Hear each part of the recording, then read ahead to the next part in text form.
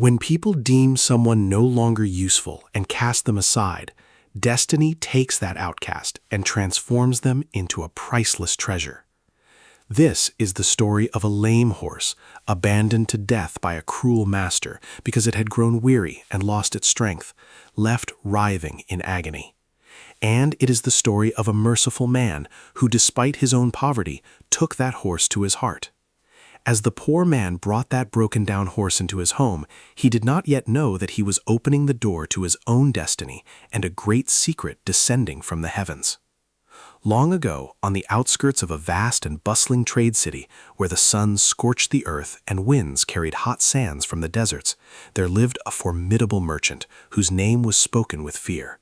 This man's name was Qasim ibn Waqar. Qasim was a man who worshipped power, gold, and vanity, a man who had long forgotten the meaning of mercy, his heart turned to stone. The city's largest caravans belonged to him. In his stables, hundreds of horses, mules, and camels labored day and night. They worked without respite, ceaselessly adding to his inexhaustible wealth. Qasim ibn Waqar had one single, unchangeable rule in life. He would feed the animal that earned him money, but any animal that fell ill, grew weak, or aged, he would cast out without pity. In his stables, there was no room for the useless. Within these massive and ever-bustling stables, there was one special horse that stood apart from all others.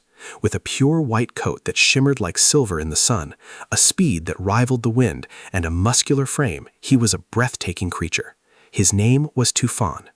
Tufan was Qasim's favorite, his most trusted, and his greatest source of pride. For Tufan would carry twice the load of other horses without tiring, traversing the most grueling and arid desert paths. And he would cross steep, rocky mountain passes at a speed none could match. He was Qasim's greatest pride. Whenever merchant Qasim looked upon Tufan, he felt the sheer power of his wealth. Yet fate lay in wait to show that even the mightiest would one day falter. On a scorching summer day, during those merciless hours when the sky turned the color of fire, Tufan was traversing a narrow, treacherous mountain pass, laden with heavy burdens of silk and gold. The path was flanked by precipices, and the heat was stifling the animal's breath. Suddenly, Tufan's hoof caught on a loose rock. That massive, powerful creature lost its balance. With a thunderous crash, he tumbled down toward the deep, dusty valley.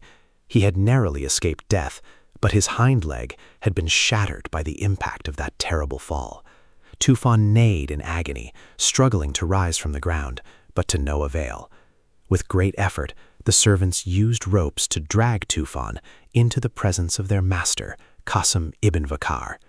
Qasim looked upon the pathetic state of the horse he once took such pride in, now bloodied and limping.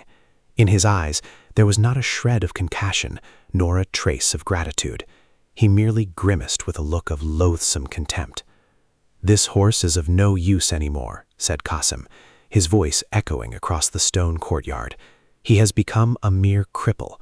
I will not give even a handful of straw to an animal that cannot carry my burdens. Take him outside the city at once, to the most desolate part of the arid desert, and leave him there. Let him be fodder for the wolves. My wealth cannot be squandered on such weak creatures." The servants carried out their merciless command. Tufan, the noble steed who only yesterday was fed like a king, was now abandoned with bleeding wounds and lips parched by thirst. With his exhausted body, he was left far from the city, in a vast desert where the heat resembled the fires of hell. Tufan groans in agony, unable to take even a single step with his broken leg, resting his head against the scorching sands. Crows, circling in the sky, land upon Tufan's bleeding wound to peck at it, while the poor animal can do nothing but neigh helplessly in a faint, strained voice. There was no one to hear him, no one to show him mercy. The vast desert seemed destined to become his grave. In the midst of that very despair, that deathly silence, as the sun began its descent in the late afternoon, the sound of slow and weary footsteps echoed from afar. The newcomer was Hasan, a poor woodcutter in his 50s living at the foothills nearby, his back bent under the weight of years and toil, his face scorched by the sun. Hasan had never known wealth in his life. To feed his family, he spent every day in the blistering heat cutting dried branches to sell at the market, earning just enough for his daily bread. Yet beneath those poor and tattered clothes lay a heart of gold, beating with compassion and love, more precious than all the treasures in the world. As Hasan walked along the dusty path, he noticed the beautiful horse writhing on the sand, its white coat stained with blood and grime. He rushed to its side.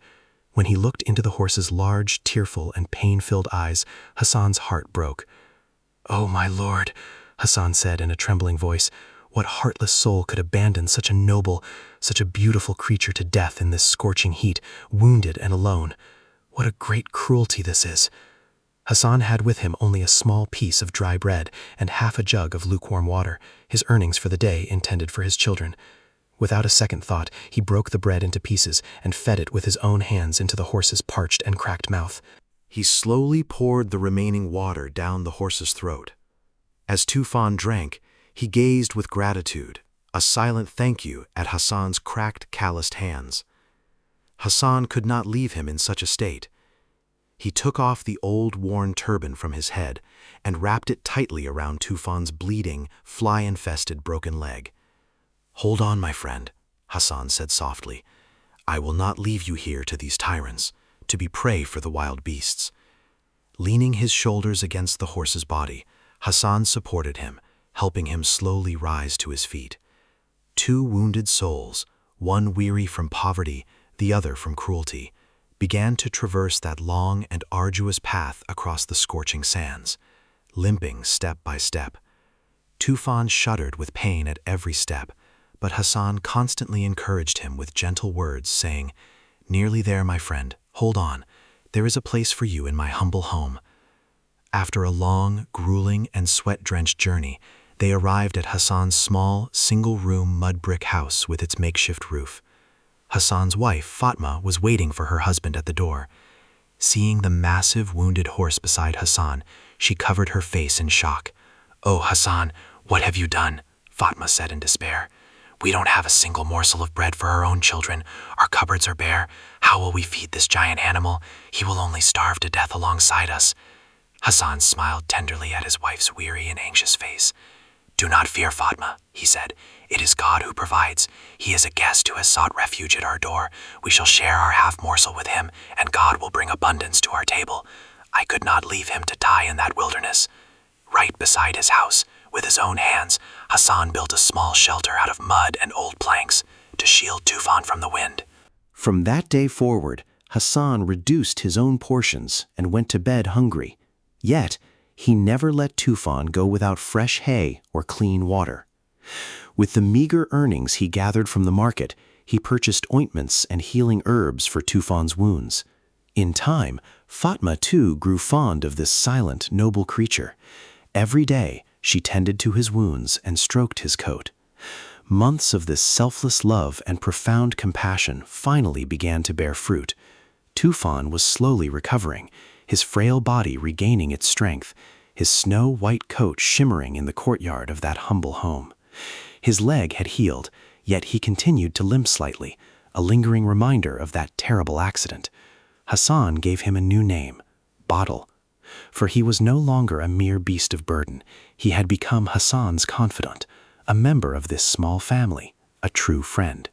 As time flowed on, the scorching heat gave way to sudden, violent summer storms. Thunder shook the heavens and the earth, while lightning illuminated the dark valleys. One day, Hasan set out for the mountainous woods to gather firewood as he always did, taking Bottle along to help provide for his family. Suddenly, the sky darkened as if it were being torn apart, and a torrential, terrifying downpour began. Hasan quickly loaded the wood onto Bottle's back and struck out for home. On the path home lay a river swollen with raging, muddy waters, spanned by an old bridge with rotting wooden planks. The intensity of the rain had caused the river to surge so violently that the waters were battering the bridge's supports. Guiding Bottle carefully, Hasan stepped onto the bridge. Just as they reached the center, the sound of an impending disaster echoed through the air. The rotten planks could no longer withstand the force of the raging waters, and with a deafening crack, the bridge split in two. Hasan and Badal found themselves plunged into that dark, swirling, and treacherous river. The currents were sweeping them away with relentless force. Hasan did not know how to swim. The muddy waters filled his mouth and nose as he flailed his arms, crying out for help. Yet in that vast desolation, there was no one to hear his plea. Badal, however, possessed an instinctive grace in the water. Cutting through the torrent with his powerful legs, he rapidly approached the safety of the shore. Just as he was about to haul himself onto solid ground, he heard the desperate struggle behind him, Hasan's final cry for help. Badal stopped at the water's edge. He turned to see his master sinking and surfacing amidst the terrifying whirlpools, on the verge of being swallowed by the depths. He did not hesitate for a single moment, disregarding his own life and safety, and despite the searing pain in his lame leg, he threw himself back into the dangerous waters, straight into the heart of the vortex. As Hasan began to lose consciousness, being pulled toward the riverbed, he suddenly felt a powerful tug at his collar. Badal had gripped Hasan's garment firmly with his strong teeth. Straining every muscle and exerting all his might against the wild current, he began to drag him toward the shore. Time and again, the river tried to pull Badal under, but the horse, with stubborn resolve and never letting go of his master, triumphed in that relentless struggle, his breath heavy and labored. By the time he reached the safety of the bank, Hasan was completely unconscious. Badal began to lick his master's face, nuzzling him and neighing in a low, anxious tone. Minutes later, coughing and gasping as he expelled the water from his lungs, Hasan slowly opened his eyes. There, standing over him, trembling with exhaustion but having saved his life, was his friend, Badal.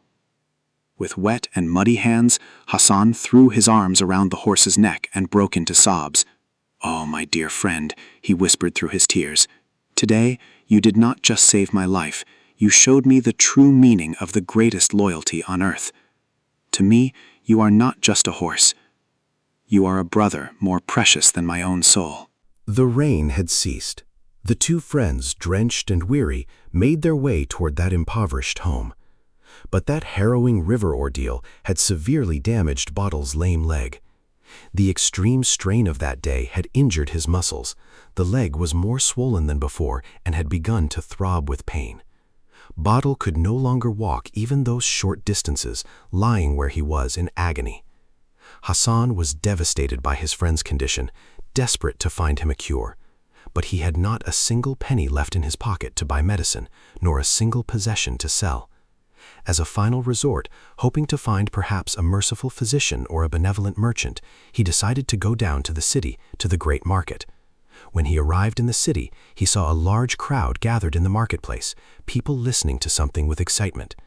In the center of the square stood the king's chief herald, mounted on his horse, silencing the people by beating the drum in his hand.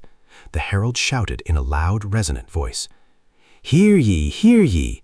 Our great king's most favored steed has been struck by a deadly illness.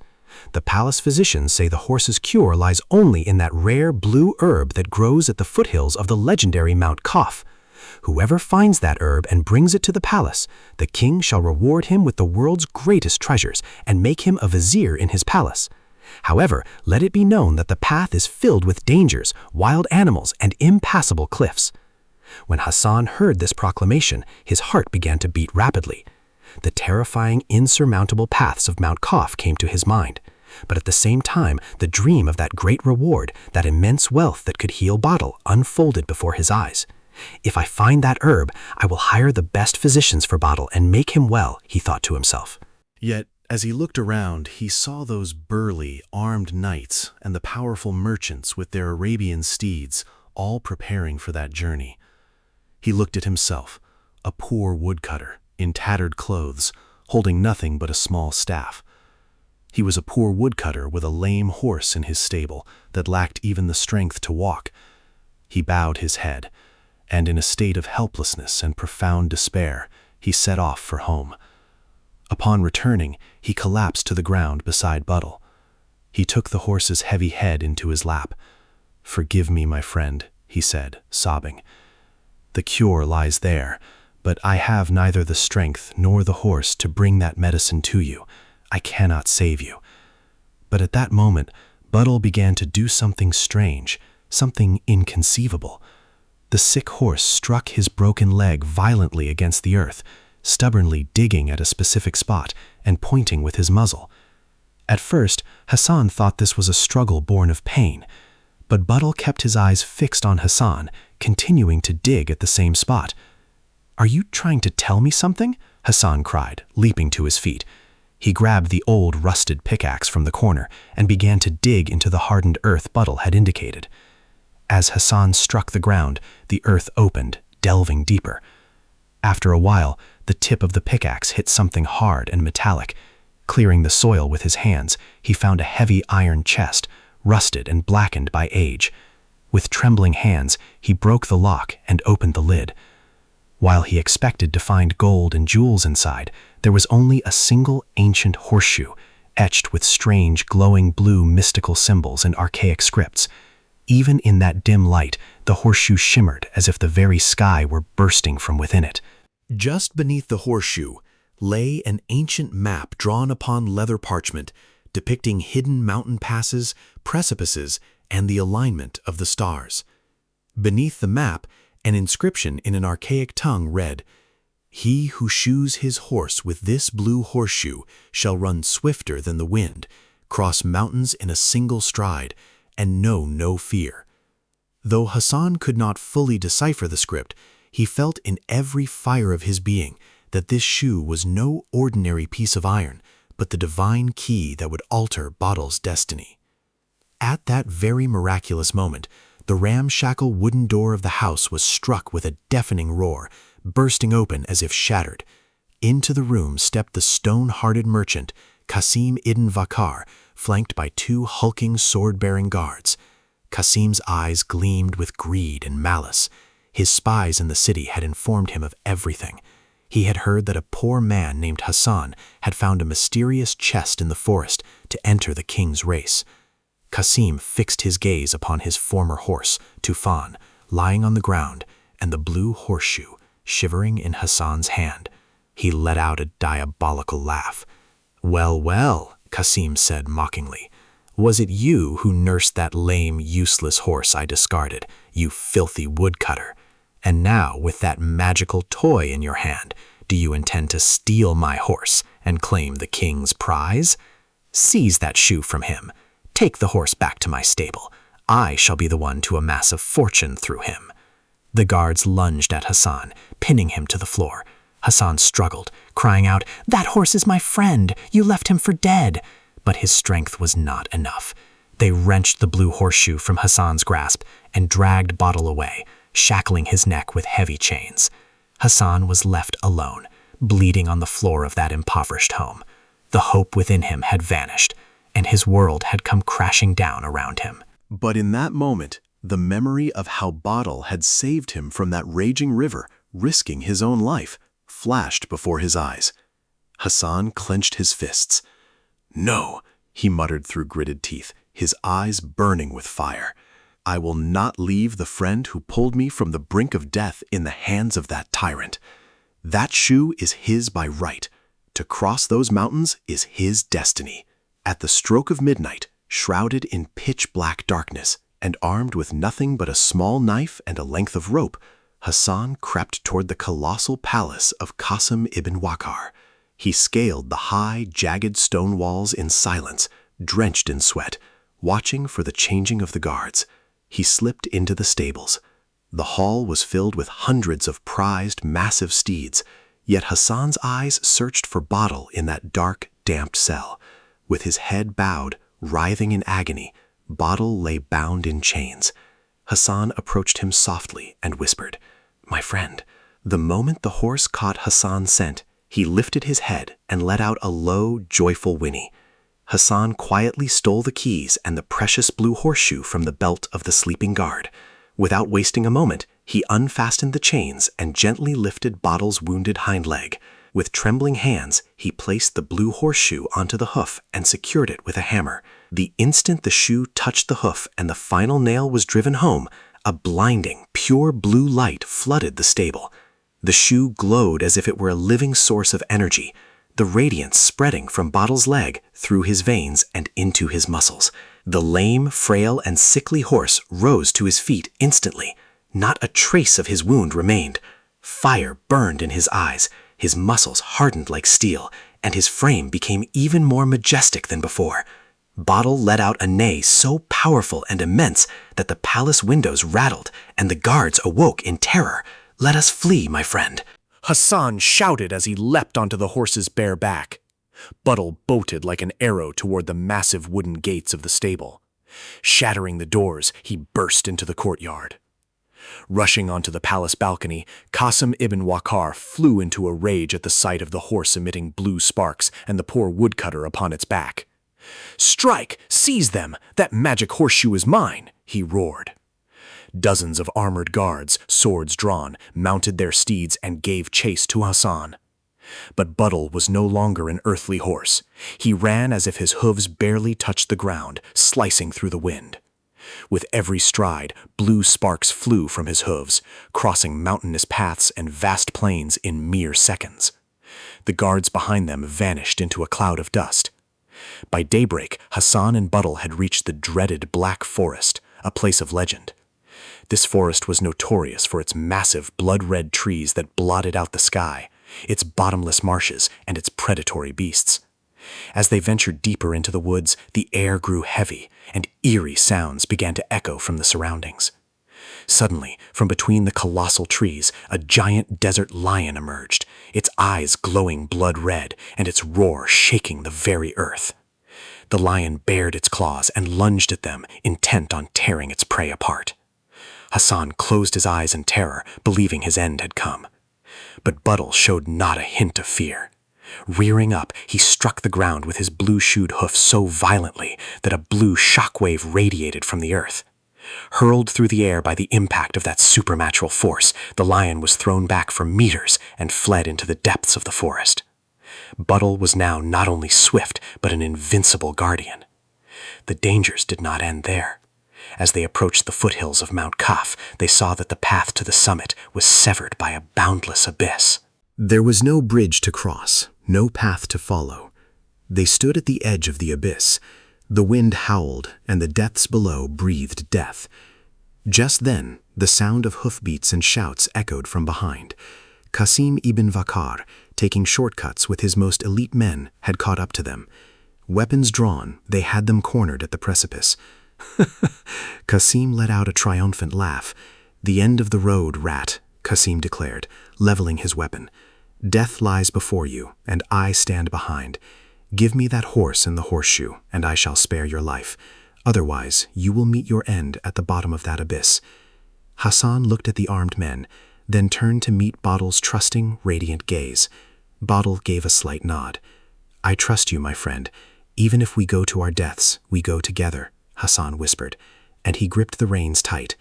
From the edge of that bottomless chasm, Bottle made an incredible leap into the sky, straight into the arms of death. "They have lost their minds," Qasim and his men cried, recoiling in shock. But at that very moment, a miracle occurred. Bottle did not fall. The blue horseshoe created an almost invisible, magical path in the air. As if walking upon the clouds, Bottle glided through the sky and landed safely on the other side.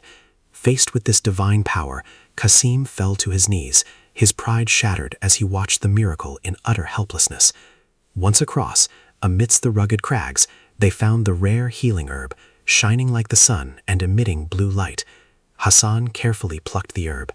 "We did it, my companion," he said through tears, embracing Bottle's neck. "Now it is time to take this herb to the king and unmask these tyrants." When Hasan and Bottle reached the king's palace, the guards initially tried to block their way. They did not want a tattered woodsman and a strange horse to enter the king's presence.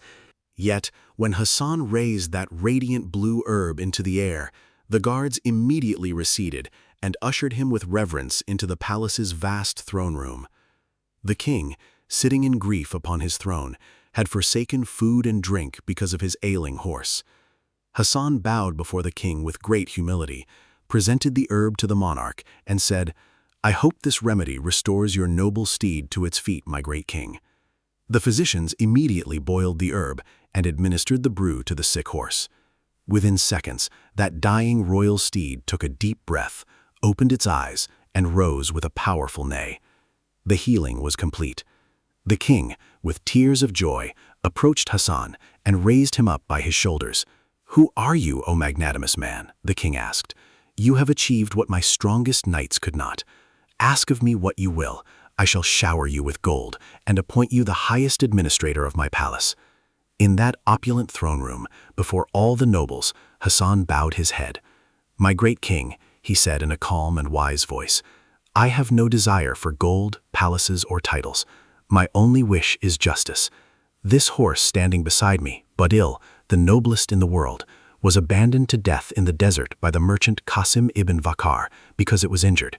Then, upon seeing its magical power, he attempted to steal it from me and tried to kill us. I only wish for such cruel men in these lands, who show no mercy to animals or the poor, to meet their punishment and for justice to be served." Upon hearing these words, the king was consumed with rage. He immediately commanded his guards. Qasim ibn Vakar was brought to the palace in chains and cast into the dungeons. All his wealth, factories, and caravans were seized and distributed to the poor, the destitute, and the orphans. Captivated by Hasan's noble heart, the king bestowed upon him the palace's vastest estates and its finest dwelling, proclaiming him the protector of animals and the needy. Having fulfilled its purpose, the blue horseshoe slowly lost its radiance one night, fading into an ordinary horseshoe once more. But Badil's strength and vitality remained with him for eternity. Hasan and Badil lived the remainder of their lives on that great estate, a paradise where no animal suffered cruelty and no soul went hungry, serving as the ultimate testament to loyalty, compassion, and love. As for the cruel merchant, his end came in the darkness of the dungeons, paying the price for his arrogance. Our story concludes here, my dear friends. Until we meet again in other tales of wisdom, may you remain in God's keeping.